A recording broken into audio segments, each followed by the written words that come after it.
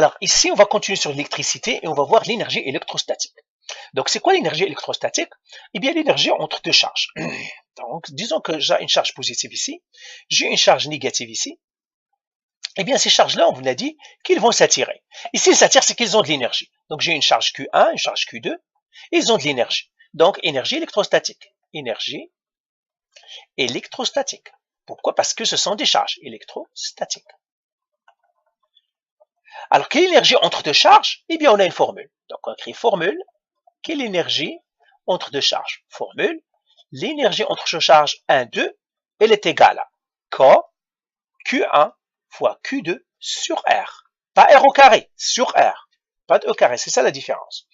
Alors, bien sûr, elle est égale à 9.0 fois 10 à la 9 newton mètre carré par coulomb.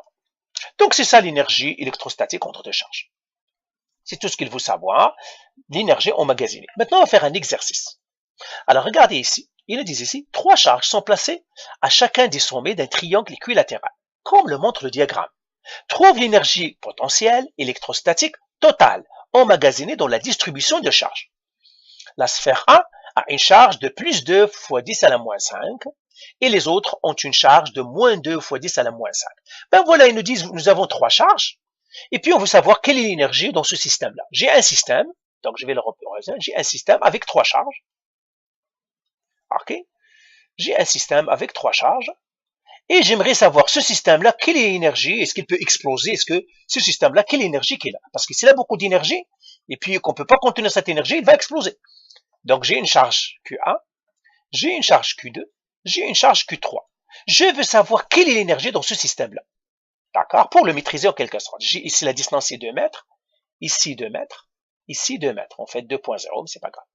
Et il me donne le Q1. Il me dit que Q1 il est positif, je crois. C'est ça. C'est plus 2 fois 10 à la moins 5 coulombs. Q2, il me dit c'est négatif. Moins 2 fois 10 à la moins 5 coulombs. Et Q3 est égal à moins 2 fois 10 à la moins 5 coulombs. Maintenant, je veux trouver l'énergie totale dans le système et ce qu'on pourrait les supporter. Alors, comment on va faire ça? Eh bien, c'est facile. Donc, la question, c'est calculer l'énergie totale. Électrostatique totale. Électrique totale. Alors, comment je vais le faire? Eh bien, je vais calculer l'énergie qui est entre Q1 et Q2. Donc, première étape, E1, 2. Je vais calculer ça, l'énergie entre la charge Q1 et Q2, quelle est sa tension entre les deux? Eh bien, ça me donnera c'est Q1 fois Q2 sur R au carré. Sur R, pardon, pas de R au carré. C'est R sur R. C'est ça l'énergie, hein, sur R. Eh bien, je vais remplacer, c'est 9.0 fois 10 à la 9, fois Q1 qui est plus 2 fois 10 à la moins 5 coulombs, fois, là, je dois prendre, si c'est négatif, je vais prendre la charge négative. Pourquoi? Parce que l'énergie n'est pas un vecteur. Donc, si c'est positif, je dois l'utiliser dans ma formule. Si c'est négatif, je dois l'utiliser dans ma formule. Quand on calcule la force et quand on calcule le champ électrique, on ne prenait pas les négatifs dans les calculs. Pourquoi? Parce qu'on calcule la direction. Ici, il n'y a pas de direction. L'énergie peut être positive ou négative. Donc, fois moins 2 fois 10 à la moins 5 coulombs. Le tout divisé par la distance entre les deux charges, c'est 2. C'est 2. Eh bien, si vous faites ce calcul-là, vous allez trouver 1.8, moins 1.8, pardon, joules. Donc, E1,2, c'est-à-dire l'énergie entre ces deux, l'énergie de tension entre E1 et E2, je mettrai ici E1,2, ça ne paraît pas bien, je vais le faire avec celle-là, E1,2 est égal à moins 1,8 joules.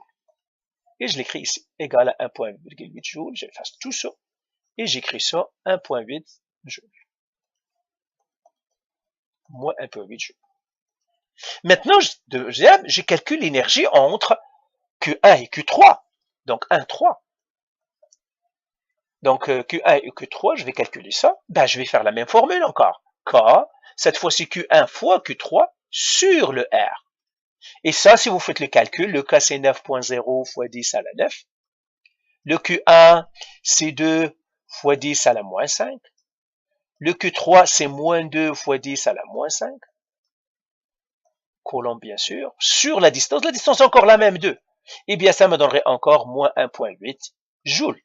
Donc E13, c'est moins 1,8 joules. Donc, tout simplement, vous remplacez moins 1,8 joules. Maintenant, la troisième. J'ai calculé l'énergie entre ces deux, entre la 1 et la 2. J'ai calculé la 1 et la 3.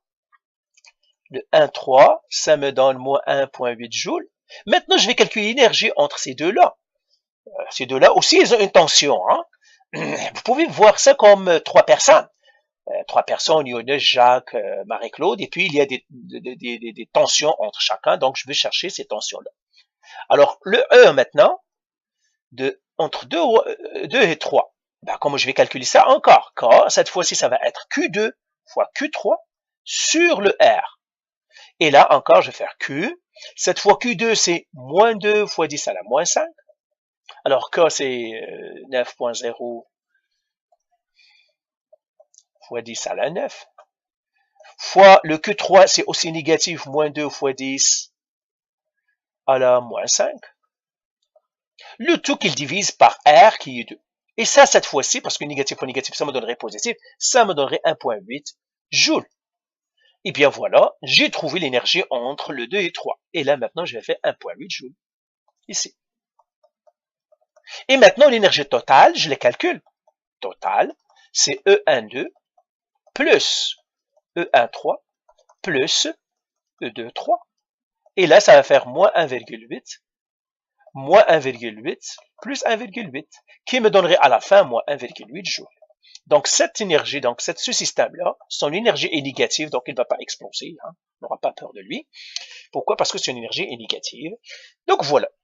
Il aura tendance à absorber de l'énergie que on donne. Voilà. Alors, voilà, j'arrête ici et c'est tout. Allez, bye.